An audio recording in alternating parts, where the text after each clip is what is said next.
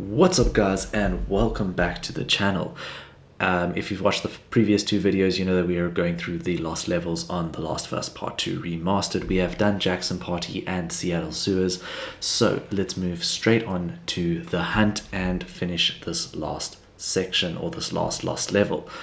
I enjoy these developer commentary and the introduction videos, so let's do them straight away.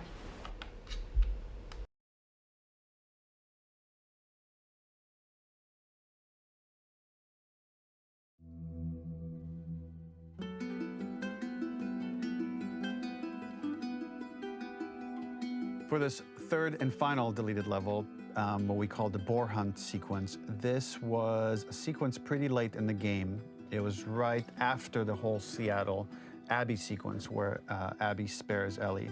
And then we wanted to come back into Ellie's story, but keep it a bit mysterious of how much time has passed, where is Ellie now? So we're coming in on Ellie and she's following a trail of blood. And we wanted to mirror in a way the deer hunt sequence from the first game, but this time do it with a boar. And there's something with Ellie that now she can't let go of this violence. She's pursuing it, even against this innocent animal. This was another opportunity to show how the violence that Ellie has experienced, the violence that she witnessed being afflicted onto Joel, is still sticking with her, and she's still experiencing these PTSD moments.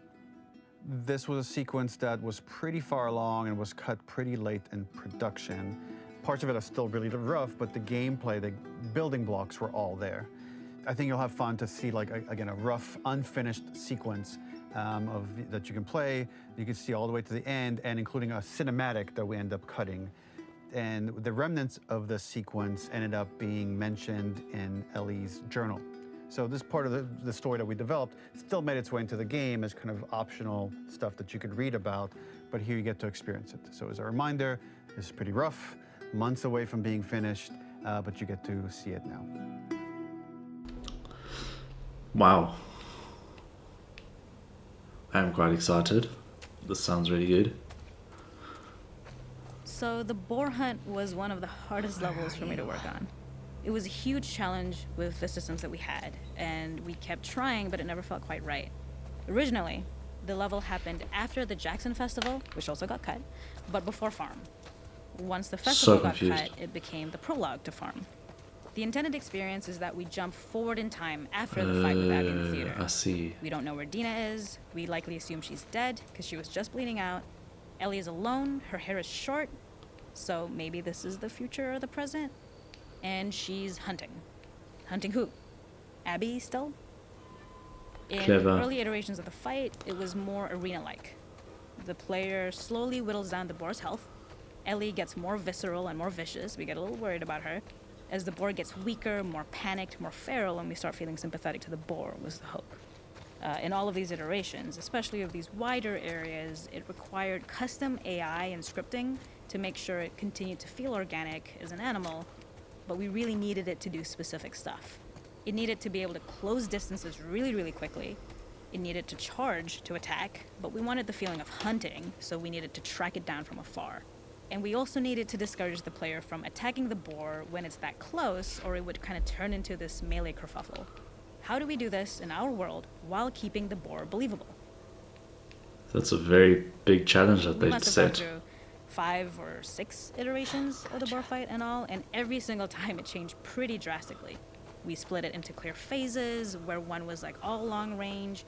We tried another where you're getting close and you get the jump on it, quite literally, you're jumping off of a rock to attack it. And then finally we tried a bunch where you almost sort of go around a bunch of trailers and try and wrestle it. We uncovered after some time that taking down a boar over several phases felt very laborious and a little dramatic. It was comically long, it felt too boss-like, a little too gamey. We decided to cut the first few phases, and we opted for a cold open after the boar had already been hurt off screen. So that allowed us to focus on feeling like we're closing in on prey and to introduce the boar when it was at its most dangerous. Already hurt, already feral, much too close for comfort. And so the thinking was it would bring us more into Ellie's mindset. Is this really hunting for food, or is she hunting for some other reason? Wow. The gas station was built to highlight the bore's destructiveness. Since it's cramped, the bore feels larger. We also feel trapped with it, though perhaps it's trapped with us. When it charges, it gets to us quickly, so we must be on our toes. This made it more aligned with Ellie's sort of hunting for trouble mindset. Listening became more important, as well as moving around slowly so it didn't hear you. Could you spot it before it saw or heard you? And could you get a shot off quickly enough so you could dodge out of the way? Or is the shot worth the cost after? It feels like a gamble. By the end of the fight, everything would likely be in shambles, the boar would burst through the back, and Ellie would follow it and finally enact revenge. Got you.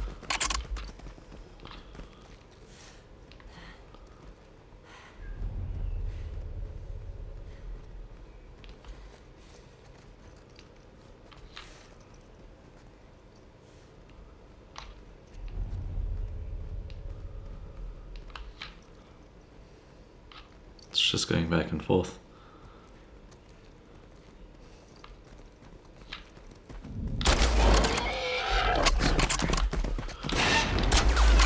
Oh, so I'm assuming.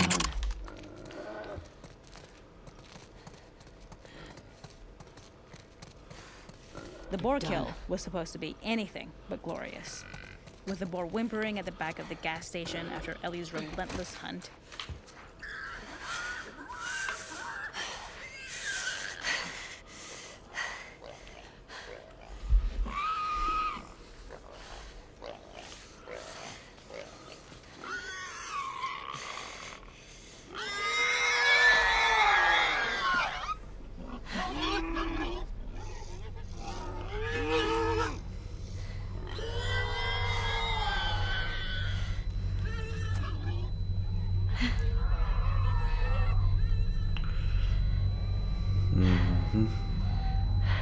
I don't think this should have been cut. This would have been perfect.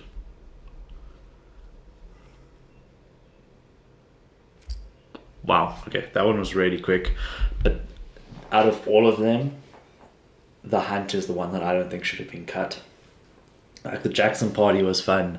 The Seattle sewers was good, if not, like they said, too much. But the hunt, with its cinematic and its impact on Ellie psychologically, I think the hunt is definitely the one that should not have been cut if I were to pick just one.